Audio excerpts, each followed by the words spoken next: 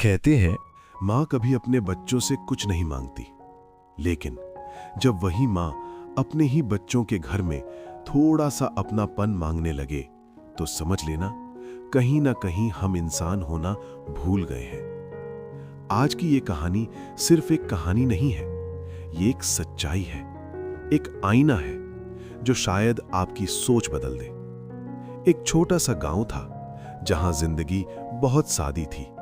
सुबह पक्षियों की आवाज से होती थी और रात खामोशी में ढल जाती थी। उसी गांव के एक कोने में एक टूटी फूटी झोपड़ी थी। उस झोपड़ी में रहती थी शांति देवी। उम्र ढल चुकी थी, बाल सफेद, आंखों में झुर्रियां और हाथ हमेशा कांपते रहते थे। लेकिन उनकी आंखों में आज भी एक उम्मीद थी, अपने बच्चों की।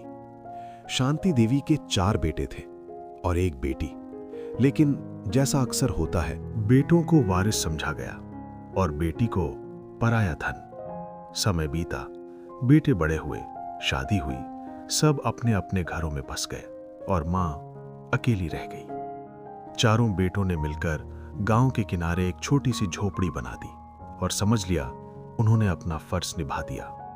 हर सुबह शांति देवी दरवाजे पर बैठती और रास्ते को देखती रहती। कोई आएगा, कोई पूछेगा, लेकिन कोई नहीं आका।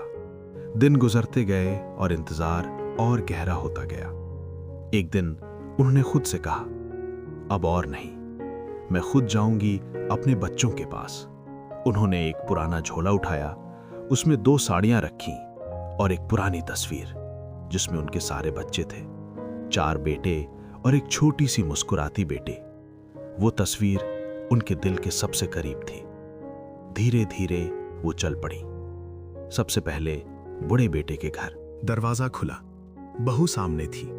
अरे अम्मा, लेकिन आवाज में अपनापन नहीं था। घर में जगह मिली, लेकिन दिल में नहीं। दिन गुजरते गए, किसी ने हाल नहीं पूछा। एक दिन भूख से परेशान होकर उन्होंने कहा, बहू थोड़ा खाना दे दो। बहू बोली, रसोई में रखा है, खुद ले लो।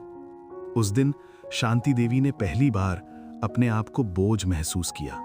कुछ दिन बाद बेटे ने कहा, अम्मा आप दूसरे भाई के पास चली जाओ। दिल टूट गया, लेकिन उन्होंने कुछ नहीं कहा। अगली सुबह वो चल पड़ी दूसरे बेटे के घर। शुरुआत अच्छी थी, लेकिन वो भी बस दिखावा था। धीरे धीरे यहां भी वही हाल हो गया। कोई पूछता नहीं, कोई बैठता नहीं। एक दिन उन्होंने पानी मांगा। बहू बोली, अम्मा खुद ले लिया करो। अब उनकी आवाज भी कमजोर हो गई थी। कुछ दिन बाद फिर वही बात, अम्मा तीसरे भाई के पास चली जाओ।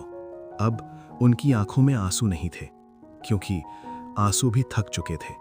तीसरे बेटे के घर एक अंधेरा कोना, ना हवा ना रोशनी। वहीं उन्हें बैठा दिया गया।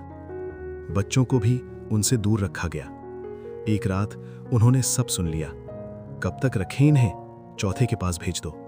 उस रात उन्होंने आसमान की तरफ देखा और कहा, अब किसी से उम्मीद नहीं है। अगली सुबह वो चल पड़ी चौथे बेटे के घर। दिल में थोड़ी सी उम्मीद थी कि शायद ये समझेगा। दरवाजा खुला, बेटा बाहर आया। पहले तो चौंका, फिर बोला, अम्मा आप यहां? आवाज में ना खुशी थी ना अपनापन। बहू भी बाहर आई, चेहरे पर नाराजगी थी।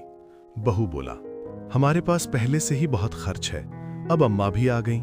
बेटे ने धीरे से कहा, अंदर आ जाओ। लेकिन उस अंदर में भी कोई अपनापन नहीं था। कुछ दिन वो वहां रही, लेकिन हर दिन एक ताना, एक नजर, एक बोझ का एहसास। एक दिन बहू ने साफ कह दिया, अम्मा हम आपका खर्च नहीं उठा सकते, आप कहीं और चली जाइए। बस यहीं सब खत्म हो गया। अब कोई उम्मीद नहीं बची थी। वो बाहर आई, लाठी संभाली और धीरे से बोली, अब मैं अपनी बेटी के पास जाऊंगी। लंबा रास्ता था, लेकिन इस बार दिल बिल्कुल खाली था। जब वो बेटी के घर पहुंची, दरवाजा खुला। मां, बेटी दौड़ती हुई आई, उन्हें कसकर गले लगा लिया। मां, आप अकेले क्यों आई? उसकी आंखों में सच्चा प्यार था। उसने मां के पैर धोए, खाना खिलाया, उन्हें अपने बिस्तर पर सुलाया और कहा, अब आप कहीं नहीं जाएंगी, अब आप मेरे साथ रहेंगी। उस दिन शांति देवी रोईं, लेकिन इस बार दर्द से नहीं, सुकून से। दिन बीतते गए, बेटी हर पल उनका ख्याल रखती, दवा, खाना, प्यार, सब कुछ। एक दिन शांति देवी ने कहा, बेटी, लोग कहते हैं बेटा सहारा होता है, लेकिन आज मैंने देखा सहारा बेटा नहीं, संस्कार होते हैं, और वो तुम में है। कुछ समय बाद शांति देवी हमेशा के लिए सो गई, लेकिन उनके चेहरे पर सुकून था। जब खबर गांव में फैली, चारों बेटे आए, लेकिन इस बार रोने का हक उन्हें नहीं था। लोग बस एक ही बात कह रहे थे, जिसे पराया समझा वही अपना निकला। आज भी उस गांव में एक बात कही जाती है, अगर घर में बेटी हो तो दुखी मत होना, क्योंकि वो बोझ नहीं होती, वो आपका सबसे बड़ा सहारा होती है। अगर आपके घर में माँ बाप हैं तो उनका ख्याल रखिए, और अगर बेटी है तो उस पर गर्व कीजिए, क्योंकि हर बेटी एक दिन माँ बाप की असली ताकत बनती है। कैसी लगी वीडियो कमेंट में जरूर बताइए। अगर आपको वीडियो पसंद आए तो लाइक करें, और ऐसी कहानी देखने के लिए चैनल को सब्सक्राइब करें।